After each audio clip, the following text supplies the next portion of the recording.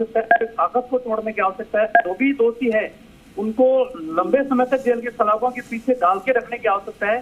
जब तक डर पैदा नहीं करोगे इस तरीके का कागज टूटना बहुत मुश्किल है। इसलिए आवश्यकता इस बात की है कि लाखों युवाओं के सपनों को अवरुद्ध करने वाले लोगों के खिलाफ सख्त कार्रवाई होनी चाहिए।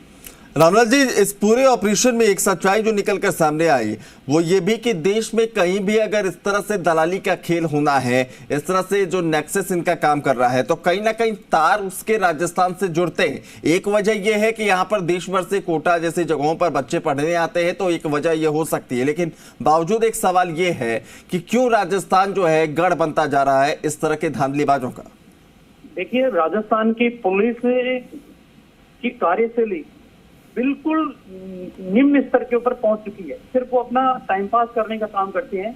इस तरीके के माफियाओं के ऊपर अंकुश लगाने का काम नहीं करते, कठोर कार्रवाई नहीं करते, समय पर गिरफ्तारियां नहीं होती, चालान पेश नहीं होता, कोर्ट के अंदर मजबूत पैरवी नहीं होती। और ये गुनाह करने के बावजूद भी इस तरीके के गिरोह के लोग बच जाते हैं। जब एक बार बच गए तो ये बार बार अपराध करने की सोचते हैं और इस तरीके की घटनाओं को अंजाम देने की सोचते हैं। आवश्यकता इस बात की है कि कम से कम कोई एक अपराधी गिरफ्तार हो जाए तो उसको तो इतना एहसास जरूर हो कि कानून कठोरता के साथ कार्रवाई करता है। जब तक कानून का डर पैदा नहीं होगा तब तक इस तरीके के अपराधों को रोक पाना बहुत मुश्किल है। रामलाल जी, देश में अगर समस्याओं की बात इन दिनों होती है तो सबसे बड़ी समस्या बेरोजगारी है, इसमें कोई दो राय नहीं है। लेकिन आपको लगता है कि जो सालों से बच्चे मेहनत करते हैं, कई सालों से जो है ये सपना संजोते हैं कि एक अदद नौकरी सरकारी उन्हें मिलेगी, इसके लिए जी जान लगाते हैं, लेकिन ऐन मौके पर पैसों के बदले ये दलाली हो जाती है, सीटें बिक जाती है और मेहनत कश जो है वो पीछे हट जाते हैं। तो जो एक उन्हें जो धक्का लगता है जो छात्रों को, किस तरीके से उन छात्रों के लिए आप अपनी बात रखेंगे कि जी उस अभ्यर्थी को नहीं लगता जो मेहनत और परिश्रम कर रहा है, धक्का उनके परिवार को भी लगता है, सबके उनके भी टूटते हैं। गरीब आदमी अपना कर्ज लेकर बच्चों को पढ़ाई के अंदर पैसा खर्च कर रहा है और मकान किराए का लेते हैं, कोचिंग ज्वाइन करते हैं, समय खराब करते हैं और उसके बाद परिणाम इस तरीके जब निकल के आते हैं तो निश्चित रूप से पीड़ा होती है। इसलिए आवश्यकता इस बात की है कि जो भी इस गिरोह के अंदर शामिल है उनको कठोर से कठोर सजा मिलनी चाहिए।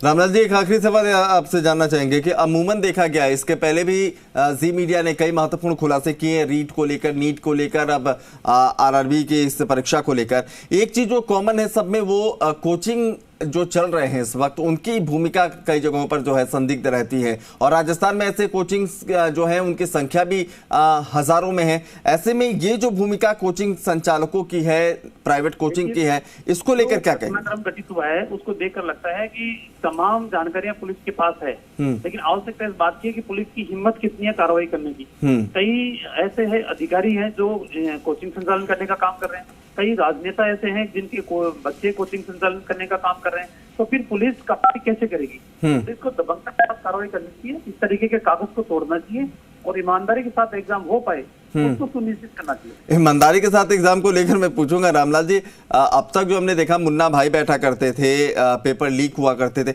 ऑनलाइन एग्जाम में भी अगर ऑफलाइन अगर दलाली हो रही है तो बच्चे भरोसा कहाँ करें? और जो पारदर्शी परीक्षाओं का जो दावा है फिर तो उसका माहौल उड़ता नजर आता है।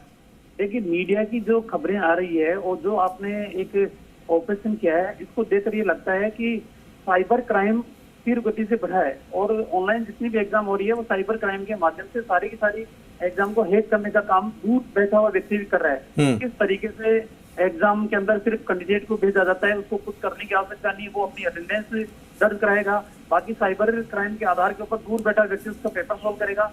इस तरीके की टेक्नोलॉजी को भी डेवलप करने की आवश्यकता होगी कि उसके साथ कोई छेड़छाड़ नहीं कर पाए। चलिए, शुक्रिया रामलाल जी इस पूरे बातचीत के लिए। उम्मीद यही कि इस खुलासे के बाद जो है एक नया सवेरा होगा और इस पूरे खुलासे के बाद जो सच्चाइयां निकलकर सामने आएंगी वो आईना दिखाने का काम जरूर करेगा और आने वाले वक्त में अगर कोई सालों अपने आप को तपा कर अपने आप को परीक्षाओं के लिए तैयार करता है तो उसके साथ इस तरह के धांधलीबाज बेईमानी ना कर सके, इस तरह के धांधलीबाज उनके सपनों का